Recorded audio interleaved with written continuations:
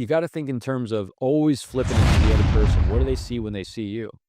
If anyone in any situation thinks that you are deceiving them, trying to take advantage of them, manipulating them, or not even being transparent with them, there's no trust. And if you're asking someone, or not even asking, if you're giving them an opportunity to solve a critical life challenge in their life with the resource that you're offering, if they don't trust you with their lives, why would they have a conversation with you? Because you never, ever recruit someone. You never convince anyone to do anything. You're either unlocking it from within them, or you're just getting in their line of sight for something they've already decided to do. Human beings are the exceptionally easily predict because everyone, like you said, genetically, biologically, we're going to always act in our best interest in terms of our safety, security, and prosperity. All you have to do is figure out what that other person thinks that means. And you do that by watching their behavior, by observing, by not judging it so they can be free and feel safe to be themselves around you. And then you start discovering their life arc, the things that inspired them to be who they are today by patterns that existed when they were younger. I know you reject the morality-based definition of trust. Trust is consistency. Can you trust evil people then? Someone who's evil but predictable or consistent in their actions. Yeah, you can trust what they're going to do. Trust is when you can reasonably predict what someone's going to do, predictable behavior. When you see a pattern of behavior of someone once, twice, at least 3 times, the likelihood of you doing it the same way 4 or 5 times, even if it's a arc of learning, you're pretty much going to stick with that same arc. And I can reasonably predict you're going to do the same way, same things. Past is prologue is a simple phrase people use. People that are untrustworthy to me are the ones that are completely chaotic and unpredictable. I can't trust what you're going to do. So the polygraph tests, what do they actually do? Do they detect lies or is there something else? They're measuring physiological responses to stimulus. Okay, so in that way, behavioral analysis is basically your personal polygraph test. Yeah. People will love to try to say, well, if they're, like eye movement or anchoring or any of the behavioral tells that are out there that people try to say are absolute. No, they're not. They're you have to understand the clusters and the behaviors of the individual you're dealing with because they're going to have their own idiosyncrasies that they are dealing with and also in the moment. So what I want to say is,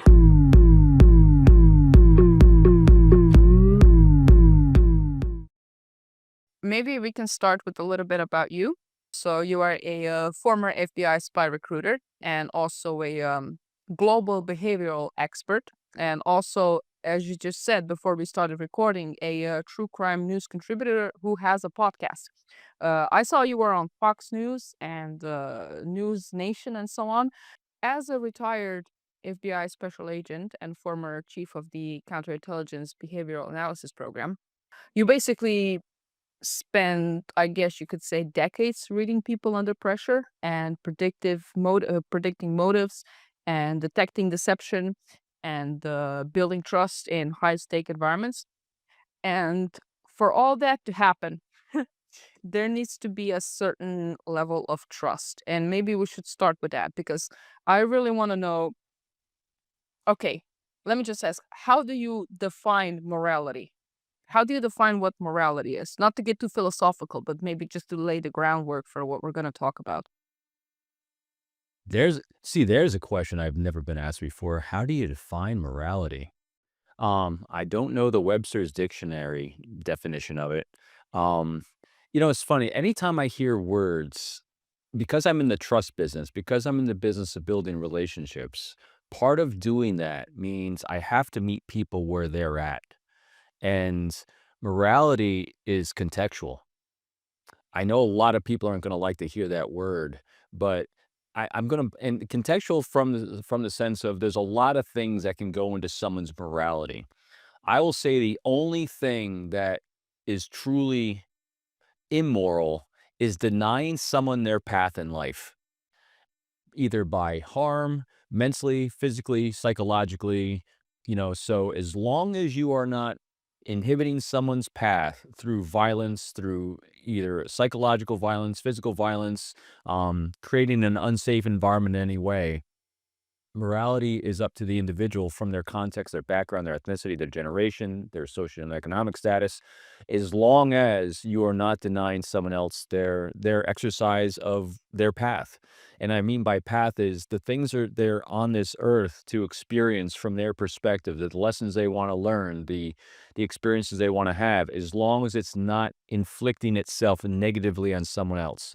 So I kind of get kind of granular on that, but I maintain as wide an understanding of everything as I possibly can, so I can again meet people where they're at. And doing the true crime stuff, morality definitely comes into people's actions, but also as long as you're not what I call a nutter, and that is someone who's nuts, crazy, psychologically imbalanced, and again doing harm to others. So I guess morality comes down to that. Someone, as long as you are not doing harm to others. Make sense? It does make sense, and it's very good what you said because it also brings in like a dynamic nature of morality. Because what was moral 1,000 years ago? Let's take slavery. It was seen as perfectly okay at that time, but today it's pretty much a no-go. So if morality changes throughout the time, I think that it's best to have this type of definition that is on a continuous. It's not very strict. It's more like it allows morality to involve, and then we can keep the same definition of what is immoral, if that makes sense. Yeah, matter of fact, it's funny you and you brought up slavery as an example, and you brought up history as a contextual analogy. Absolutely. So one of the things I do that I absolutely love, I consume a lot of information. I love reading, and whether it's ancient Stoic philosophies, or the Tao Te Ching, Buddhism, as well as I study a lot of history, everything back to Neanderthals prior to our Homo sapiens evolving, and then great books by Noah Harari called *Sapiens* and *Homo Deus* and *Nexus*. And if you look at our species when it comes to just simple things like slavery, it's only been recently and attempted to be eradicated because it still goes on. You have human trafficking, you have child trafficking, so it's still going on. It's just not as organized, but organized slavery has been going on. So if you take, for example, our species has been around a couple 100,000 years, and from the agricultural revolution, probably about 10, 15,000 years ago, slavery's been around a vast majority of that entire time, and it's completely immoral. But in that time period, depending on where you grew up in the world, the social status you grew up in the world, it was part of their culture, and also they didn't see it that way themselves. How we define things today is not how they defined things back then. Because also age is, very drastically. I mean, I just got done reading the biography of Henry VIII, and I just got done reading, um, uh, a time traveler's guide to the Middle Ages, as well as I mean, so every time you take a deeper dive in history, you gain context, and context gives us our ability to be able to connect with more people objectively. Again, not because I agree with these things, but because I seek to understand these things, because that's the greatest gift you can give any human being is an understanding of, or an attempt to understand who they are, meet them where they're at, because it doesn't mean you agree with them necessarily. You can, but again, as long as they're not doing irreparable harm physically, mentally, or psychologically to other people. Anyway. There's also something you said. You said that every human being will always act in their best interest. So in that case, you don't think that truly selfless people really exist? Oh, I think completely, truly selfless people can exist. There because if they think it's in their best interest to be selfless, that's what you're going to do. Well, I guess you. Well, Self-interest right. self-interest is the context of the individual. That's why I always say human beings are the exceptionally easily predict, because everyone, like you said, genetically, biologically, we're going to always act in our best interest in terms of our safety, security, and prosperity. All you have to do is figure out what that other person thinks that means. And you do that by watching their behavior, by observing, by not judging it, so they can be free and feel safe to be themselves around you. And then you start discovering their life arc, the things that inspired them to be who they are today, by patterns that existed when they were younger, because as before the prefrontal cortex is fully developed, The emotional impulses we have, the things that made us feel safe during that time period, are things we're gonna seek and continue to do for the rest of our lives. And it's gonna manifest differently in different situations, like different jobs that you have, but the thing you're trying to get out of each job is exactly the same thing. My life arc is exceptionally predictable, so easy. When I was 5 years old, all I wanted to do is go to school, make a lot of friends, and be liked. And what did I do my entire career? I was in leadership positions. I was in the Marine Corps, I was in the FBI, recruited spies, talking to people all over the place because that was my life arc was to how do I get better at talking to people, making friends, and developing relationships. That was my life arc and still is. I'm gonna say something first, and then I really want to touch on your childhood because you, being someone who is as exceptional at behavioral analysis and reading people, where you are most wounded is where you are the strongest, they usually say. And I think I really want to touch on your childhood because anyway, but first I want to say something about also what you said and about morality. I said that very recently in a group of people, and there was a backlash because I didn't really say it as sophisticatedly as you. So I said that nobody is selfless, and I guess you can reframe self-interest very broadly. So family, country, philanthropy, helping animals, whatever. And I said that also what we see as moral or selfless behavior is just a collateral effect of what someone is trying to achieve. So, for instance, um, I if we take two examples, I steal your wallet and I have a wallet, right? That's my best interest. But I may choose to not steal your wallet because you're my friend. It may seem selfless, but it's still self-interest because I want to have a friend. Um, but just a banal example. But I do agree we always act on self-interest. It's just that one is like immediate gratification. Now I have a wallet. The one is prolonged gratification. I have a long-term friend. And I'm sorry, and that's really interesting too. So let's use that on taking someone's wallet analogy, and you're making a choice between who to take and who not to take. The fact that you're even entertaining the fact of denying someone resources for their path in life, that's teetering on immoral from a certain context, from everyone else's context. Because again, and so it could be in their best interest, but just because you're doing something in your best interest doesn't make it moral. Because these serial killers think that right, because serial killers are doing things that they think is in their best interest to do. Meanwhile, you are horrendous, as I said on my show the other day, a a conglomeration of abhorrent genetic coding. Because I couldn't even want to call them human beings, because that was too kind. How did you become so good at reading people? Because as I said before, when someone is really good, and we're talking really good at something, it's usually a derivative from something negative. I'm not saying I, I'm not making any assumptions, but trauma is usually something that makes a child read people very good because if he doesn't, well, in his mind, it's a life or death situation. So good people readers are usually started in childhood, kind of like the best sportsman, you know?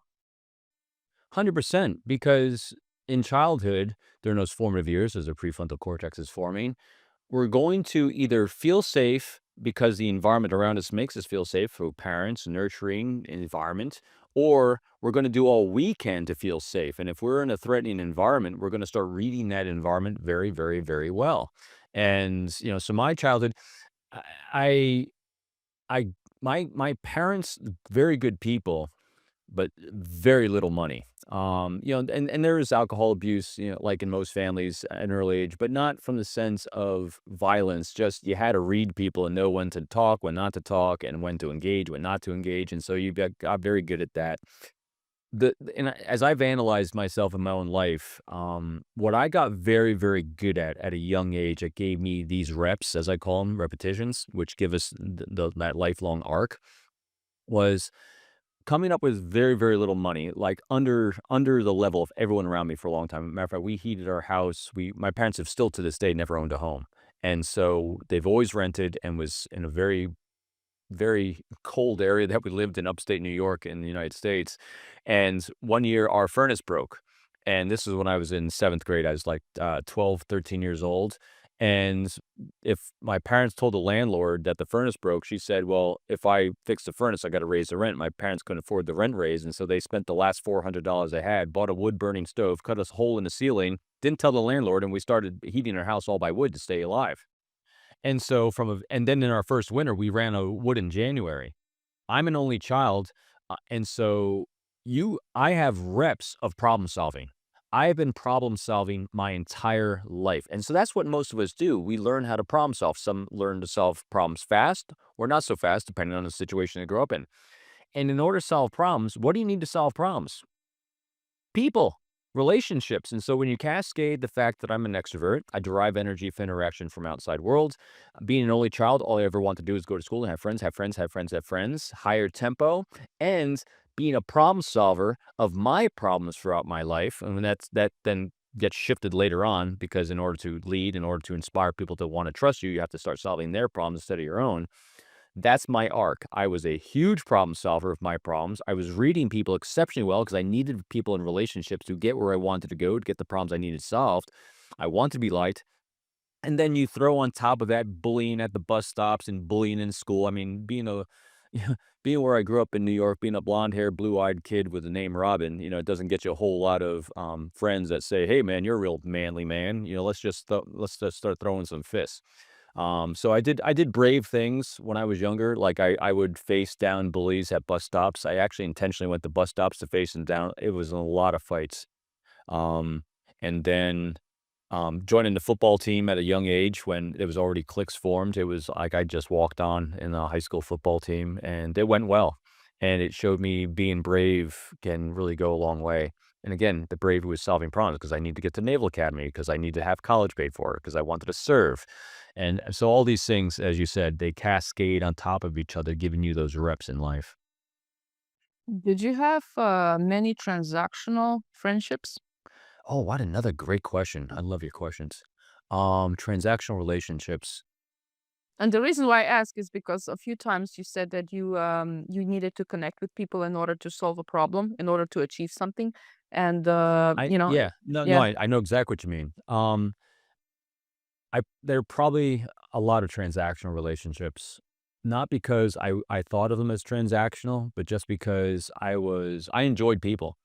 But I was so busy solving problems, I didn't have time to really focus just here with this just relationship. I had like one or two really, really close friends.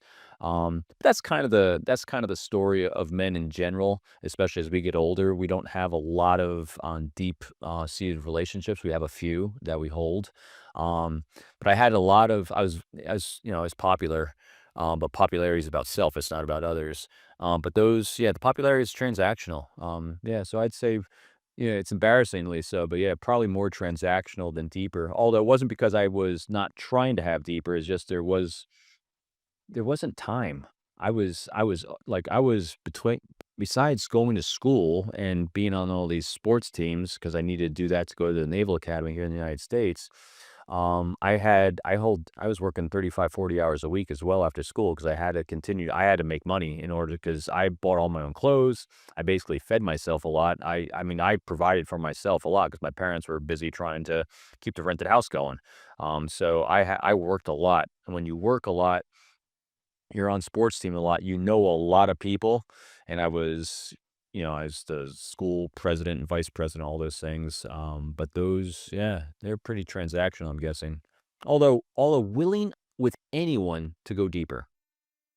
Yeah, I mean, I guess it's normal when you because when you're young, you're pretty much the same and you can relate to everyone more or less. And then I guess it's normal that the number of your friendship decreases as you get older because you differentiate I mean, your path goes in different ways with different people, so you cannot relate anymore, right?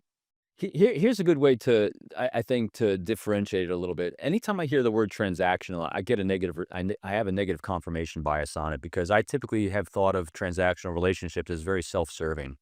And yes, whereas even now, when you think of transactional, I have transactional relationships, but the difference between a transactional self-serving relationship and a non self-serving relationship is as I recognize because I'll always try to identify the priorities of others, even if it's just surface level transactional. And I think about people a lot, even if it's not a deeper relationship.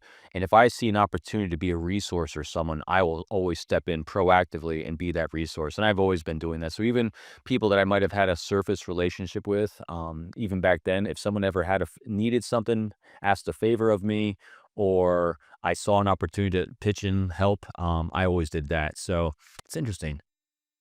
Gonna do a deeper dive on the word transactional, because you always boardrooms, right? You always think of the boardroom transactional. Once the deal's over, it's done. I don't think that way. I've never thought that way. Actually, that first question, you said something. You said the trust is predictability, if I got it right. Trust is consistency. I know you reject the morality-based definition of trust and ethics-based definition and good person framework. So, uh, okay, consistent. Okay, can you trust evil people then? Someone who's evil but predictable or consistent in their actions. Yeah, you can trust what they're gonna do, 100%. So trust to me, I don't I don't necessarily I keep things in lanes is a good way to put it.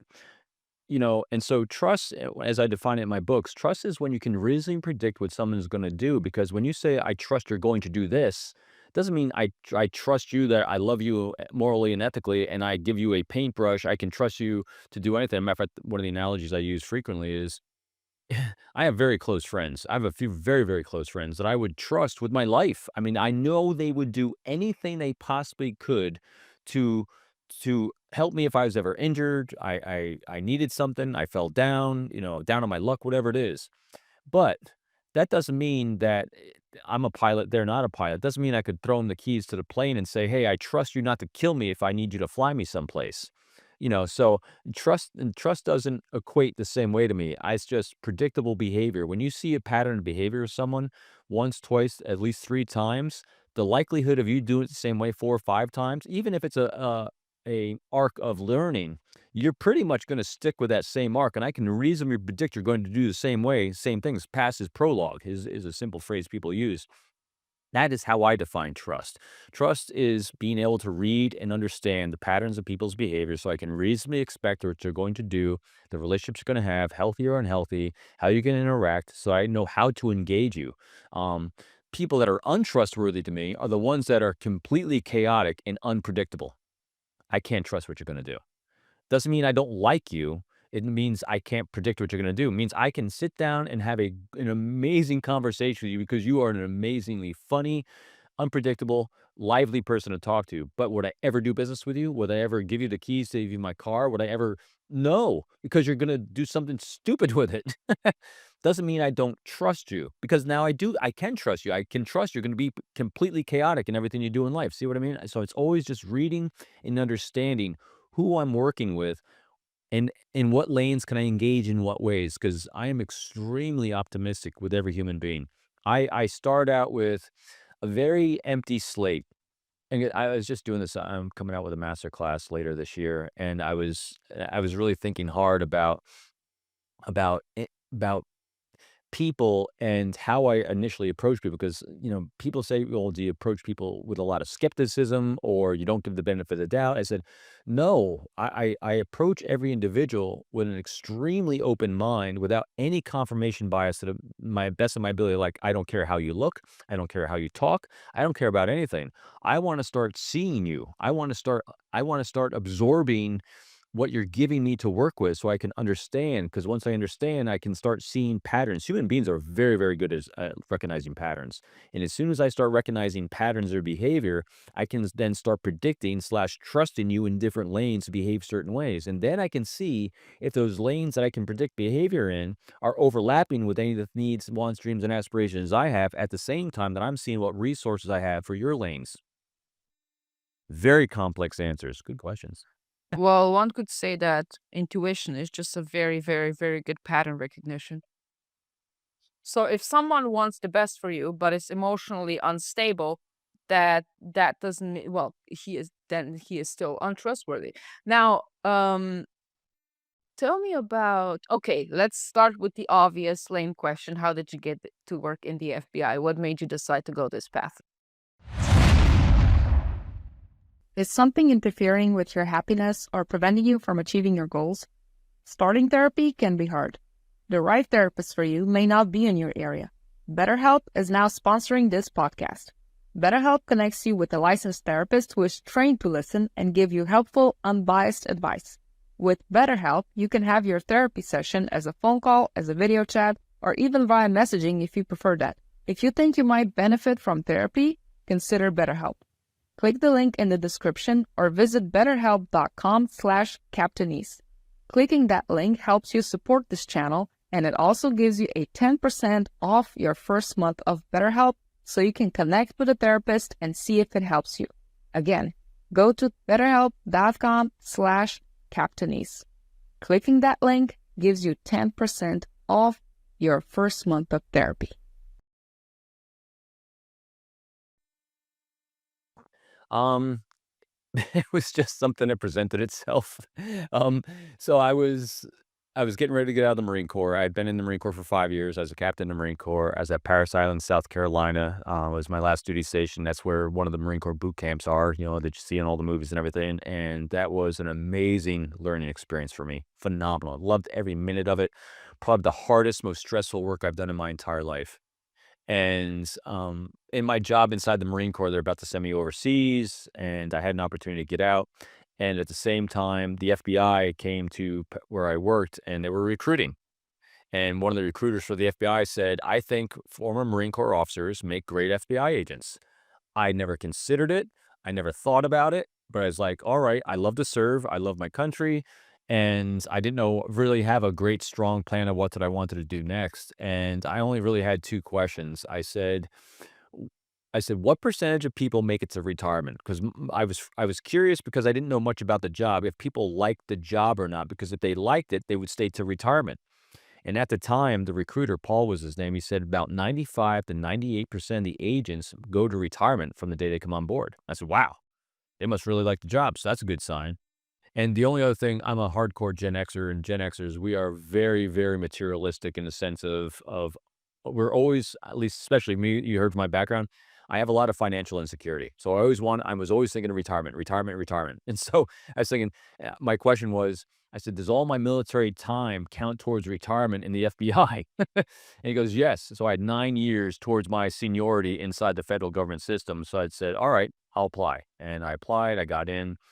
I had no idea what I was going to do inside the FBI, and I got assigned to the New York field office in Manhattan after new agent training. I'm up there. Haven't been even assigned anything yet because you go through rotation of learning how to be an agent in New York City. And I'd been there a couple weeks or even maybe a month, and I was at firearms training. You qualify in the FBI 4 times a year with our handgun for proficiency. And at firearms training, I was flanked by two very senior agents. I had a Marine Corps baseball hat on as we are practicing. And they said to me, "Hey, young guy, what squad you on?" Because in New York City, New York City is the largest field office in the entire FBI. A lot of agents, a lot of squads, a lot of violations we worked. And I go, "Haven't been assigned one yet. I'm still on applicants," because that's the first thing you do is applicant, interviews and stuff like that. And they said, "Hey, you're former military?" I said, "Yes." And he said, "Well, so are we. Our entire squad are former military guys, and we work counterintelligence." I go, "Huh, what's that?" And they said, "Our job is recruit Russian military intelligence officers, GRU officers that are undercover at the United Nations. They're basically intelligence officers for Russia. You should come join our squad." I'm like, that sounds cool. And relationships, both with getting recommendations, and I hit the timing so perfectly. There was someone leaving the squad at the same time as applying to get on the squad because squads only have like 10 to 12 people on them. And when you have 2,000 agents in an office, it's hard to move around once you're planted someplace. And so the timing was just right. I got on the squad, and I was off and running in the world of counterintelligence and recruiting spies. What's something that you didn't expect was gonna be in what's something that you didn't expect to encounter in this type of work? What's something that surprised you? How humanistic it is. How how it's not deception, it's not manipulation, it's not subterfuge, it's how simple it is to be successful if you stop trying to take advantage of people. People think when you watch movies and James Bond and this entire world that, recruiting and spy or confidential human sources or any of the hooky spooky spy stuff, as I say, that it's all about the subterfuge and manipulation, taking advantage of people, lying, deception, undercover work, and I did all those things. Um, and with I was in the bureau for 22 years, and I have a lot of reps of all those things. And matter of fact, hell, they give you a lot of training on how to be what I call an ass. Um, and when it comes down to it, you got to think in terms of always flipping it to the other person. What do they see when they see you? If anyone in any situation thinks that you are deceiving them, trying to take advantage of them, manipulating them, or not even being transparent with them, there's no trust. Zero. And if you're asking someone, or not even asking, if you're giving them an opportunity to solve a critical life challenge in their life with the resource that you're offering, if they don't trust you with their lives, why would they have a conversation with you? And so you become hyper vigilant on what I call the behaviors of trust: open, honest communication, transparency, and vulnerability.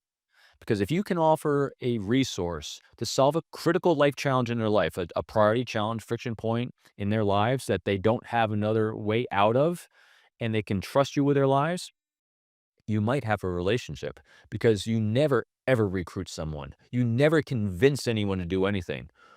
You're either unlocking it from within them, or you're just getting in their line of sight for something they've already decided to do. And so it's all about how do you communicate? Because I never think in the words convince, because convincing is what I want. I don't even like the word influence or manipulation. Again, they're not bad words, they're words I don't use. Because even the words influence and manipulation, I mean, influence or persuasion, are things I want. If you want to build trust, you have to inspire them. It's about unlocking it from within them. When you have a great conversation, a lot of times people don't know what they're looking for. They don't know what's going to satisfy that itch. They don't know what's going to solve that thing in their life they're missing or that they're having a struggle with. And so a great conversationalist can listen and pay attention, see the leakage along the way of the stress, of the friction, of the thing that's unsatisfied. And when you ask questions and they can discover on their own what that is, and then you say, wow, what I hear you saying is this. Is that true? I happen to have something here that you might want to consider as a path forward for yourself. If that's something you're comfortable with. If not, let me know. And if I can do anything else to allow you to feel safer with that choice or mitigate any of the risks you think there are, let me know. And also, if you never want me to speak to you again because it gives you fear, let me know that as well, and I'll leave you completely alone. See, that entire conversation was completely about the other person because I was seeking their thoughts and opinions. I was talking in terms of their priorities. I was validating those thoughts, opinions, ideas non judgmentally with a lot of active curiosity, and I gave them choices. Each one of those four things inspires the other person's big four in the brain to feel safe: serotonin, oxytocin, dopamine, and endorphins. Their brain is firing, saying, this person sees me, they value me, and they're a resource for me in my life, and I can be safe with them. So that's how you have that meanwhile, the entire conversation, all those things I just said was in terms of what? Them solving a critical life challenge. Meanwhile, if they came on board and took advantage of my resources, well, then we're going to have a mutually beneficial relationship because then I'm going to share with them, hey, here's some things in my area. There's some critical challenges I have as well in the world of national security. If that's something you're comfortable sharing with me, then I can actually do this, this, and this. And so you have a dialogue of going back and forth about if they're willing to have a going back and forth to see if we can have exchange of resources. Yeah, actually, one of the very well said, by the way. One of the best ways to treat your own anxiety is to focus on the person that you're talking to. And people love to talk about themselves. They really do. I was talking to one of the people a little while ago, and basically, I was just listening, and he said, "Oh, it's so great talking to you. You're such a good conversationalation. English is not my native language, guys." And but I was thinking, yeah, well, all I did was listen. I think, yeah, yeah, you're really gonna get on a good side of people if you listen. Well, you're also trying to be predictable when getting someone to trust you. But if someone doesn't respond the way you expected, what went wrong? Like, how much of that is, I didn't read them right. but how much of it is you? Or in other words, like, how much do you see behavior mathematically? As in inputs, priorities, incentives, prediction. Is it on you or is it on them? Well, you just answered. I always start with me first. And even so much a little too much so sometimes, because like, my wife and friends will say, "You own it way too much, Robin," because I truly believe in owning all my behavior first before I even look outwardly, to see if it's in there, and, if it's them. And so I am always seeing what did I do to cause them to have a fear response or a trauma response to something I did or said. And so I'm always looking to see if I triggered a trauma response in them that made them shut up and feel unsafe with me first.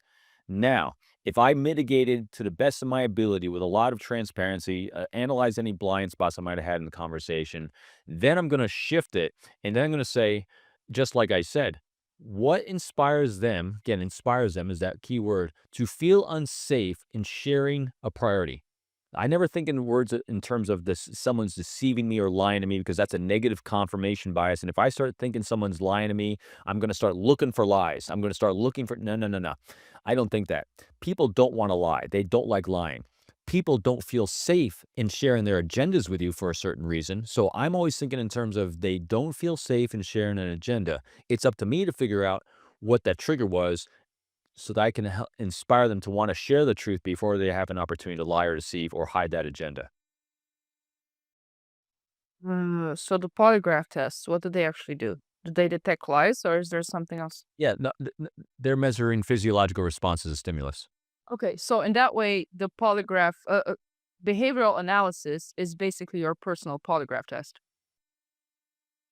Yeah, It establishes the baseline behavior.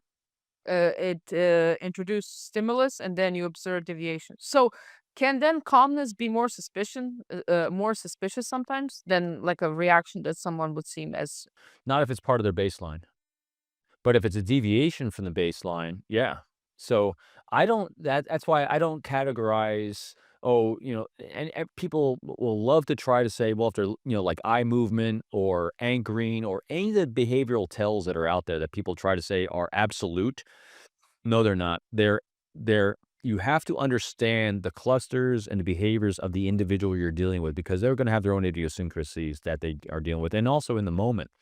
And so typically, I've analyzed what I tend to do because even from this conversation, you kind of can tell I have a higher tempo, I have a positive tempo, I have a positive aspect to myself. So what I tend to do is being positive and having that good energy around me. I typically am hopefully elevating people to feel comfortable and fun and around me so that I kind of up their tempo a little bit, get a nice, calm, fun baseline. So that way, if there's what I call a wobble, a behavior wobble in anything, it becomes apparent because a wobble is gonna be them going back either to it's just gonna be a deviation, and so it's easier to read a deviation if you can establish, that congruent baseline, especially if it's matching yours. Because if you can match that tempo, either because they're elevating to you or I'm gonna adjust to them, then once that tempo is adjusted and you're in congruence with each other, what seeing wobbles, like, I mean, it's you see red flags. I mean, you see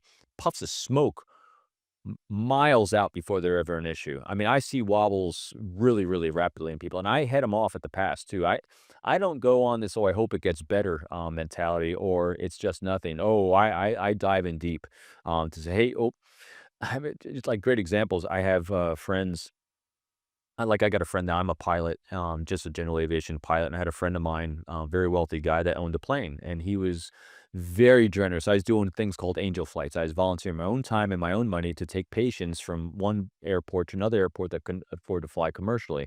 It's only like a six-seater plane, and he was allowing me to use and borrow his plane out of his generosity as well, and so and I did probably about 10, 15 flights in his plane, and one day, he said he asked about a small pen mark, like from an ink pen on one of the leather seats in a plane. Very innocuous, very nothing. He goes, "Robin, do you know where that little mark on the seat happened to come from?" I said, "Ken, I'm so sorry, I don't. I don't think it was one of the patients, but, and it was a simple little rubbing off and it's all done." And I thought about that because it was such a tiny little wobble. The next day, I called Ken and I said, "Ken, I'll tell you what. I thank you from the bottom of my heart. Doing these angel flights in your plane has been the greatest rewarding thing in my life. It benefited so many people. I'm gonna back out now from taking your plane and borrowing it like that." And he goes, "Oh, why, Robin? You're completely fine." I said, "No, I'm good." And you know why? Because it became a very small wobble and issue for him. Once it becomes one, the probability of there becoming more issues, he became uncomfortable with me borrowing that plane so much. And I value relationships much more than I value things. Material things are useless. I will always value the relationship more than a thing. And to this day, we are still exceptional friends, and I never borrowed that plane solo again. How do you know when to tune in to someone's energy? Because as you said, people have different levels of energy. Some people, I mean, you can tell by the way they speak and everything else. How do you know when to tune in into someone's energy and match their energy? And how do you know when to essentially lift someone up to your tempo with your enthusiasm? How do you know when to be a leader and when to be a follower? Because I used to be a real estate agent, and as a new real estate agent, unfortunately, what you do all the time is just cold calling, and I was looking at the other agents around the room, and I noticed that there was one very crucial mistake that they were doing, and it has to be that because I analyzed and I look at the stats. The client would pick up their phone saying, "Yes, hello," and the agent would start with, "Hello, Mrs. Harrison. How are you doing today?" It was unmatchable. And so what I started doing was I would hear the energy that the person picking up the phone had, and then I would tune myself in. So if someone was answering enthusiastically, I would be enthusiastic as well. And it really improved my stats. So, but sometimes you may want to uplift someone because they needed it, or do you uplift them, or do you basically put them back on the baseline that they were at in the first place so that they're comfortable with and their margin, so to speak, when they were down? I mean, yeah. Yes, it's a great question. Like you, I will always come in and do the initial match. It's just a natural thing I do. You know, you always do in the initial match, and I will always try to bump that tempo up to a very positive aspect and a positive energy. But what happens is what you first then do, like you said, some people will go up with the bump, some people won't. And if they're not, you're gonna see some discomfort there. You're gonna get a wobble when you make the first attempt. Yeah, I get a wobble? Nope, I'm back down with you, man. And then if I see even I do my little granular if I see even little wobble of resistance, of uncomfortableness with that bump I'm attempting, the very next thing I'm gonna do is say, "Hey, listen, this might be a pretty bad time for me to call you. Is there a better time for me to get back in touch with you? Or again, would you prefer I not?" When you empower someone with choice because you recognize this might not be a good time for them, the probability of success is so much better because it takes courage to give them a choice to walk in a way.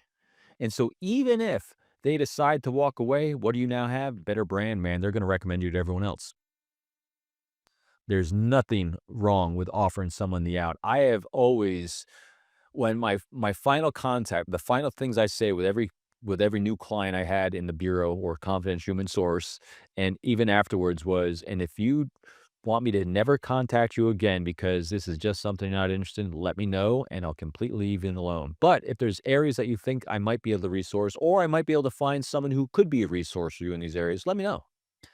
I have never, ever had someone say, "Never contact me again," after a very, very long time and many, many reps of offering people the option of me walking away. Because what happens when you're giving people choices, people want situational awareness. Ancient tribal man, our genetic coding, we wanted to feel safe. The way we felt safe is situational awareness, that we can maneuver in any direction that we choose to feel safe. So always reverse it. Would you want a choice to be able to walk away? And then the other question I always ask is, please ask me any questions you have, because if I walk away and you say to yourself, I wonder what he really wanted, I've completely failed you. Another case, what people want, going back to the real estate example, I started off by telling people what basically what I can offer to them and basically presenting my services. And then it was kind of like a gamble whether or not it matches what they're actually looking for. I switched that and I started asking, so what's your problem? So what are you looking for? And then there was the answer, and then I could match if those are my services that I can actually provide. Do you remember the time in your work when you were betrayed? Boy, those are more negative confirmation bias words. Um, I never I don't use the word betrayed. Are there times when people have hidden their agendas from me intentionally? Yes. And so some people can call that a betrayal because they're intentionally setting you up for failure. Um, I don't think anyone ever really intentionally necessarily sets someone up for failure, but they just don't want to work with you anymore. They don't have the courage to tell you. And so, yeah, there's been many times when there's been hidden agendas because, and it's easy to see as well. So what happens, and I've had this in my career inside the bureau, where I got very, very good, especially towards the last 5 or 10 years of my career, especially last 5 years of my career, of understanding what I needed to do to allow my bosses to feel safe to say yes to the things I wanted to do operationally. And some people, because again, safety, security, and prosperity, some people place their careers and their career options and mobility upwards above mission. And some people put mission above careers. And so understanding that without judging it is really key and critical. And so I'd be able to read the people, my bosses, where they were on that spectrum. I knew what their priorities were. I knew what their challenges and friction and pain points were. And when I was presenting the operations I wanted to do for what I call the righteous work, I always was able to mitigate all their pushback and feelings of unsafety when I was offering these operations. In other words, I offered every operation so there would be a career enhancer for them 99.999% of the time. It would solve the mission of protecting national security of the United States. And also, I try to present it with any pushback of fear they'd have to say yes of how it might negatively impact their careers. And so this is what good agents do. You know who your bosses are. And so what would happen was every now and then, whether it was an operation or keeping my team intact or funding or whatever it was, if I mitigated a priority that I knew to be a priority and they came back with something else and I mitigated again and they came back with something else, if I gave it 2 or 3 times max and I couldn't continually answer, they kept having pushback. I was like, oh, someone's got a hidden agenda. It's either politically against me or my boss or someone else. I'm done. Because again, patterns of behavior, passes prologue. If someone is bent and determined to continue to say no, they're always going to find a reason to say no. Stop wasting your energy. Get away. And so, yes, was I now people will say you were betrayed. No, I wasn't. I just there was agendas at play that I was not privy to, that no matter what I was trying to do to mitigate them, they wanted nothing to do with it. And it was either because of me, but it's very rarely personal. It's because the situation wasn't serving them in some way. And there was nothing I could do to make it serve them and the needs they had. So I was like, I'm done. I'm walking away. Is there such thing as an evil person then? Someone who you would say is evil? You may know, but I was diagnosed with psychopathy, and I've read about this online, and there seems to be a lot of evil around it.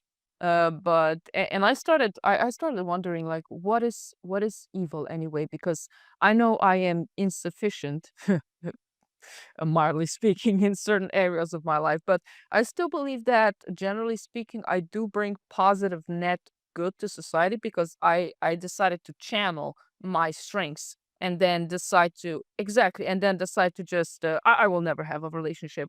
I don't do that and decide to just not engage in something that I would be bad at and as a result bring negativity upon everyone else. So I decided to channel but still, there's a lot of connotation about evil, not feeling empathy, and all that type of stuff. So, who who is evil? What makes someone evil? You guys in the US have a debt that has grown to 1 trillion in the past 3 months, while your economy only grew by 5.5 trillion in the past 3 years. How's that one for you? I can offer you a degree of safety against inflation. You can now be less miserable about the prices, which seem to always rise more than expected, as the inflation just won't go away. Look, the government isn't going to take care of you, so forget the protests and do it yourself. Take matters into your own hands is what successful people do. I decided to help my audience shelter their assets and diversify them into gold, which is something that has always been used by the rich to preserve wealth throughout the history. Birch Gold Group makes the process straightforward. They can help you convert your existing IRA or a 401k account into a tax advantage physical gold IRA without any of the out pocket costs. Just text Captainese to 989898 and receive their free info kit on gold IRAs that is packed with insider information on how gold and silver can protect your savings. I've checked out their references before partnering with them, and their endorsements include Ben Shapiro, Jordan Peterson, and Ron Paul, and I trust these people. With an A+ rating with the Better Business Bureau, Gold now has 5-star reviews and thousands of happy customers. Birch Gold Group is the nation's #1 gold IRA provider. To learn more, text Captainese to 989898 and claim your free info kit on gold IRAs. You also have the link in the description below. So if people want to define it as an act and not a religious connotation, someone who's evil, let's go just I would just go down the morals, like we did at the very beginning. Someone who's denying someone their path in life because of either mental, physical, or psychological damage that they're inflicting on others, either directly or indirectly by their consistent actions. Um, so that can be defined as evil. And you said something interesting. I'll never have a relationship. So I think that requires definition as well. Just because, so you say you've been diagnosed higher on the psychopathy scale, which means that you typically have a lower amount of ability for empathetic actions, feelings, and emotions. Okay, that doesn't, that just, it's one area of life. You know, what are relationships? I think that's part of a definition too. A lot of relationships are very strong, healthy relationships. We can go back to the Middle Ages, go back to most of the history of our species. We're not made because people are having an empathetic connection to each other. They're made because of solving critical life challenges and problems and being good partners. So someone who's low in psychopathy but has an awareness of a deficiency in certain area, there's not a human being walking this planet that's got it all right or has a full package going, ever, anywhere. And so the ability to be self-aware enough to know what your strengths are like you do and know where some deficiencies are, I would argue you would make an exceptional person to have a relationship with because you can be, because of your ability to be extremely pragmatic and objective, an incredible partner with someone because partnership is where great relationships are. Now, granted, if they have a need for something more emotional, then you go in with a lot of transparency, what you can and can't provide someone, but I can be a great partner. I can be loving in the way I love. And so I can define what that means for me. And so, just because someone is lacking one area doesn't mean they can't have great relationships, strong relationships, and incredible, compatible, loving relationships as defined by the individual. Again, context. Talking about love languages. My love language is definitely services. It is definitely not recognizing someone's emotion. Yeah, if they're okay with that, I guess that could work. Although, You wouldn't be yeah. doing this podcast if you didn't want to provide service to others because this takes a lot of bandwidth, takes a lot of energy, takes a lot of organization, and it takes a lot of selflessness. So It's definitely a mixture. I always look at the service to others definitely has to be collateral to whatever my self service is, because if my self service is being able to now or in the future, if the podcast grows, being able to influence how people think, and essentially it's a great platform to have not control but something that I really like, to be a leader of something. But then again, a little while ago, I received an email of someone saying, "Hey, I was very suicidal. I did plan on killing myself. One of your episodes made me think twice." Now, this is, I'm getting my part of the deal, and the audience is getting their part of the deal. So it's great. There is just one question that I had from the dawn of time since we started talking, and you were talking about predictability. Do you think that a trustworthy society is more authoritarian, because democracy is very it's predictable in its rules, but it's unpredictable in outcome, and that unpredictability is the price of freedom, I guess you could say. So if trust is predictability, then the more predictable trustworthy society is authoritarian, not democratic. hmm, Is that why some people prefer authoritarian leaders, and because they seem as more trustworthy? if you go to history, when the monarchies around the world started falling, there was a lot of fear in people because a good authoritarian government in that time period was very trustworthy because it was very predictable. But at the same time, The challenge with authoritarian governments is they are predictable, but with no checks and balances and loving critics, authoritarianism can easily deprive people of life, liberty, and the pursuit of happiness, and be all the immoral things we copied out at the beginning. So, as unpredictable as democratic governments can be sometimes, they place above all else those moralities of not denying someone those fundamental rights of being able to walk their path free of fear of someone inflicting pain, suffering, psychologically, mentally, or physically, and having legal systems with the checks and balances to continually ensure that someone can actually continue to walk that path in a healthy way. Um, so whatever someone wants to call a government, whether it's a democratic monarchy, or third, whatever, or United States is democratic republic, not pure democracy, because it's a republic, which is representation. Whatever it is, as long as there's a legal system that is independent inside those countries, inside those organizations, which is a checks and balances, and a key here that Noah Harari wrote in the book Nexus, which is how we evolve as a species, that has self-correcting mechanisms in place. Because an authoritarian government takes over, and it's just one person that says what is right or wrong without a self-correcting mechanism in there, that, in other words, and self-correcting mechanisms like the Constitution of the United States. You can amend the Constitution of the United States. It is an evolving, living document that allows it to evolve and get better over time. That's a self-correcting mechanism.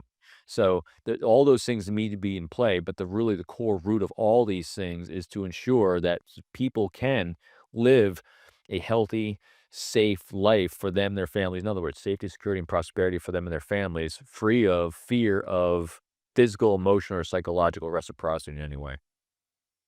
And typically, in today's terms, that means democratic governments. And yeah. Remember, politics is a small part of the whole. It's easy to get wrapped up in politics. I take politics as a very small sliver of someone, and I don't judge it right, wrong, or anything else on political spectrum as well, because as soon as you do that, you're gonna rule out a lot of people. People are gonna put their shields up, get very insecure. I love analyzing and having a great conversation, but politics is like in a hairstyle. It's just a small part of the whole. And if you don't happen to agree on someone's politics, that's right in this lane. Then move over to this lane. Move over to this lane. There's a lot of other areas that you can be a great human being with. So it's a fascinating exploration. That's why I love reading history and being a student of history, because as much as people want to get round up about things today, we are in hands down the best time period in the history of our species that we've ever been in terms of a great life. And even when I know there's always people suffering. There's food insecurity all around the world. There are still people being trafficked. There's horrendous things going on. But if you're looking at us as a whole, as a species, we are in the greatest prosperity we've ever had. And also the I someone challenged me on this the other day, and I looked up again. The threat of violence and death and harm inflicted by another human being on us is at an all-time low for our species. We just see more of it now because people love clickbait. And that's exactly because, remember, all those horrendous things sells ad space. You sell ad space, that's what drives the economies. And so that's why it's on there. That's why you see so much of it. But as a species, there are no roving bandits. There are no people that are going to rob you on the side of the road. No one's going to come in, take over your town, throw you out of your house, and you'll never see it again. Burn it down with no remuneration. I mean, these types of things are such small percentages around the globe right now than they've ever been before. Granted, did they happen? Yes. This is not to negate the horrible experiences people are having. But again, when you take a global perspective, that macro 50,000-foot look at it all, it is better now than it's ever been before. And can it be better and continually evolve? Yes. But that's what we do as a species. Yeah, I mean, if you ask someone who is complaining about the level of crime, well, I mean, you can ask them, okay, well, then in which epoch would you prefer to live? 100 years back? 500 years back? Just to 1970s, right? No, no, because you have to look at it as relatively. And I think that every political problem is essentially or every political question is essentially a philosophical question. I guess you could say it that way. And I think that maybe the reason why people think, well, because no one is for poverty. No one says I am for poverty. Everybody wants to eradicate it. So we have the same, well, everyone is thinking that they are doing the right thing, and that it's just about the means of getting there, which then again can be related to either not understanding the narrative of the country or to your own psychology. And I think that when you really start, I think it's impossible to really hate someone if you start analyzing where that belief came from, why they decided to do that, and then you just look at objectively why a person is doing something or saying something. I think you're just way better off doing that as opposed to putting your perspective onto them and not really researching what they're all about. So it's interesting, going back to what we said at the very beginning, every human being, politics as well, they are acting in their best interest in terms of what they think is safety, security, and prosperity for them, themselves, and their families. That that that is overarching with every single human being, every political side. Everyone is arguing the what and the how to do it. And there's a great movie. It's a horror thriller called The Heretic, and it goes back and studies and really gets down to the nitty-gritty of the most ancient religion on this planet as a species is a religion of control. That is all people are constantly battling for is control. We're genetically coded to want control, some people more than others, because control has allowed us to move outside the cave because we're trying to control our environment with roof, with fire, with shelter. We're trying to control the food supply because that meant our offspring being able to grow up. We're trying to control disease.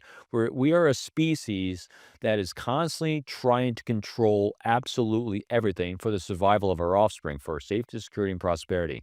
And so some people are battling control in different ways. And so what happens is, as soon as the evolved mind, the great people understand control is one, you can only control your own actions. People think you can control others and you can't. The ones that realize that through collaboration and relationships is when we can actually control to the best of our ability our movement forward. It's through relationships. I can't remember the book. It's either Courage to be Disliked, I think it might have been, is it's every problem is an interpersonal problem. Every problem we face in the world is an interpersonal problem. And if you need something solved in the world, the likelihood of you doing it on your own is slim to none. You either learned it from someone else, you're going to ask someone else, or you're going to get help from someone else. But our ability to do things on our own is fails most of the time. So everything in life comes down to healthy, strong relationships. So you want to move forward, you want to solve problems, it's going to come down to those healthy, strong relationships. And then asking yourself, so why should that person want to help me? What can I be for them in their lives? It goes to I think even the a problem that is solved by you, quote unquote, that you think you solve it yourself. At least you read a book or watched a podcast, and in return they get a view. So, I read about 60 books a year is what I go through. well, it's good because that way you can choose your peers.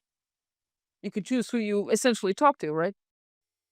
Yeah, for someone like me who loves to talk, when you're forced to listen, because I do everything on Audible while I walk, and so I listen to books probably about 3 hours a day, 3, 4, and I go through them all, and I mean all. I'd if I'm gonna talk to someone or if someone gets elected, if they've written a book, I'm reading it. I consume absolutely everything, whether I agree with you or not, because I will find something. That's the greatest thing too. One of the greatest thing to do as a human being, if you want to make connections with people, you want to forge trust, I will find your greatness. As long as you're not someone that is, immoral in the sense that you're denying someone their life, liberty, pursuit of happiness, and you're just, you know, inflicting physical, psychological, and immoral pain on people, I'm going to find your greatness because we all have it. Everyone has it. A lot of times people we're so harsh on ourselves, but we give others so much grace. And I'm going to help you give yourself grace. I'm going to help you find that greatness in you, and I'm going to show you that I see it, and I'm going to highlight it. I'm going to blast it out to the world because I love finding the awesomeness in everyone. One of my favorite questions I love asking is, And it'd be a great one for you too, because you're doing amazing things, right? So what was that spark and inspiration all those years ago to be who you are today? And then they're gonna take you on that journey. And on that journey, I'm gonna love to focus in on